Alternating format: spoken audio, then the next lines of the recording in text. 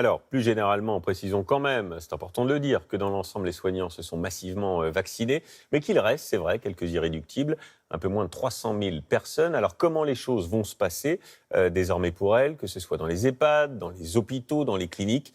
Reportage à Sartrouville, dans les Yvelines et à Valenciennes, avec Caroline Sins et nos correspondants Barbara Six et Alexandre Lépiné. Depuis ce matin, une nouvelle tâche pour la directrice de cette EHPAD en région parisienne, consulter son registre spécial vaccination. Je suis en train de faire le point sur les salariés qui sont complètement vaccinés à ce jour dans l'établissement. Dans le groupe auquel appartient cette EHPAD, sur 789 salariés, 20 refusent d'être vaccinés.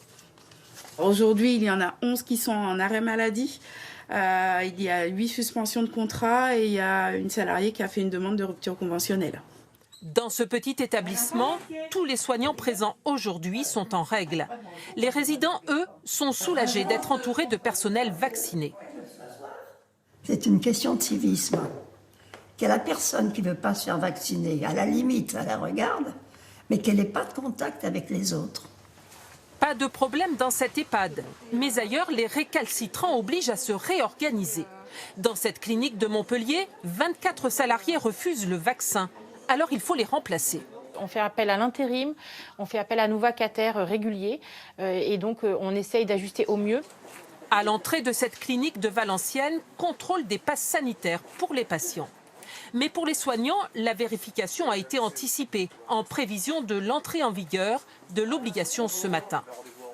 Il y a un contrôle dans le service le matin, quelques minutes après l'arrivée de la personne. En fait, on rencontre le salarié, en tout cas la responsable rencontre le salarié et lui demande effectivement si la personne elle a les justificatifs nécessaires.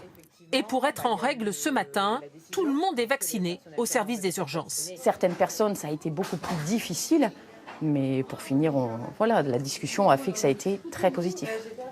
À ce jour, 89% des personnels de santé ont reçu au moins une dose.